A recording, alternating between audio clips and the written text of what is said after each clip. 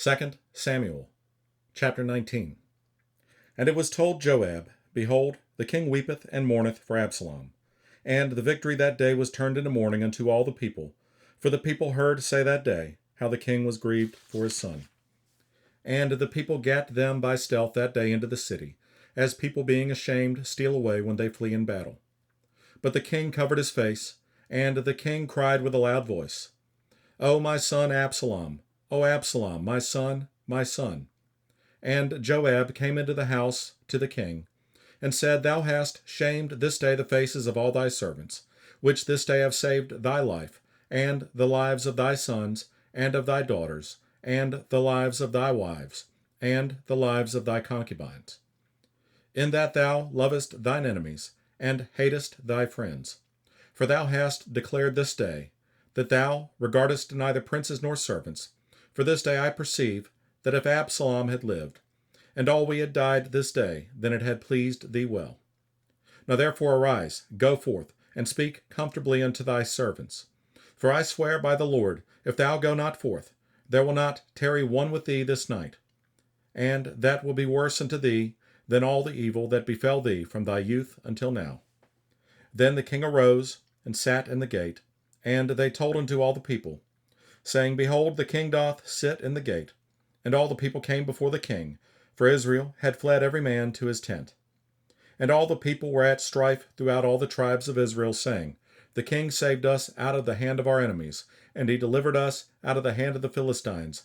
And now he is fled out of the land for Absalom. And Absalom, whom we anointed over us, is dead in battle. Now therefore, why speak ye not a word of bringing the king back?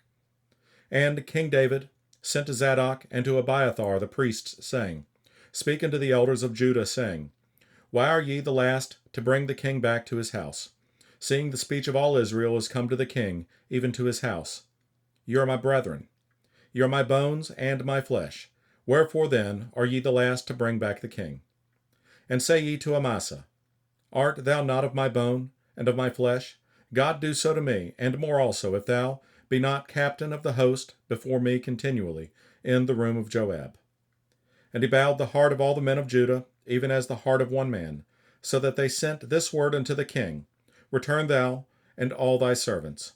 So the king returned and came to Jordan, and Judah came to Gilgal to go to meet the king, to conduct the king over Jordan. And Shimei, the son of Gera, a Benjamite, which was of Behurim, hasted and came down with the men of Judah to meet King David.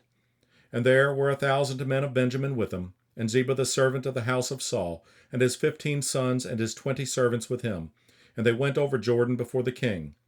And there went over a ferry boat to carry over the king's household, and to do what he thought good.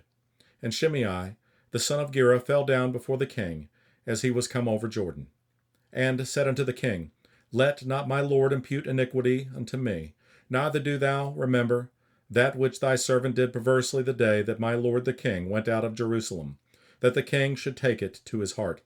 For thy servant doth know that I have sinned. Therefore, behold, I am come the first this day of all the house of Joseph to go down to meet my lord the king. But Abishai, the son of Zeruiah, answered and said, Shall not Shimei be put to death for this, because he cursed the Lord's anointed? And David said, What have I to do with you, ye sons of Zeruiah, that ye should this day be adversaries unto me? Shall there any man be put to death this day in Israel? For do not I know that I am this day king over Israel? Therefore the king said unto Shimei, Thou shalt not die. And the king sware unto him.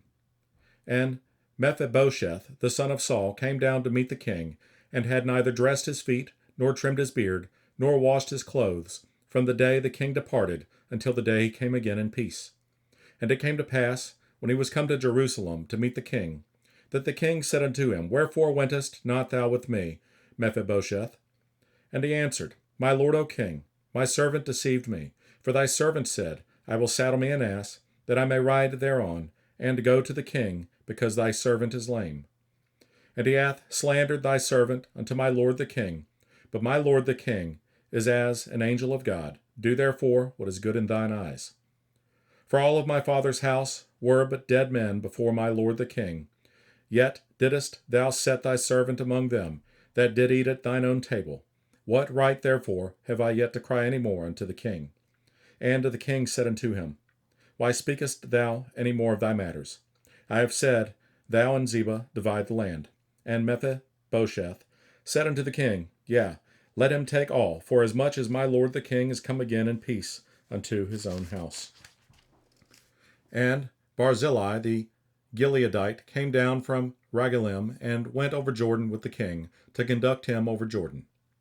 Now Barzillai was a very aged man, even 80 years old, and he had provided the king of sustenance while he lay at Mahanaim, for he was a very great man.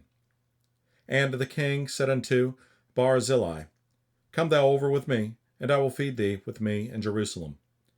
And Barzillai said unto the king, How long have I to live, that I should go up with the king unto Jerusalem? I am this day 80 years old, and can I discern between good and evil? Can thy servant taste what I eat or what I drink? Can I hear any more the voice of singing men and singing women? Wherefore then should thy servant be yet a burden unto my lord the king? Thy servant will go a little way over Jordan with the king, and why should the king recompense it me with such a reward? Let thy servant, I pray thee, turn back again, that I may die in mine own city, and be buried by the grave of my father and of my mother.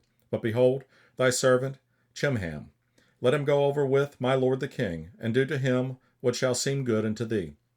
And the king answered, Chimham shall go over with me, and I will do to him that which shall seem good unto thee. And whatsoever thou shalt require of me, that will I do for thee. And all the people went over Jordan. And when the king was come over, the king kissed Barzillai, and blessed him, and he returned unto his own place. Then the king went on to Gilgal, and Chimham went on with him.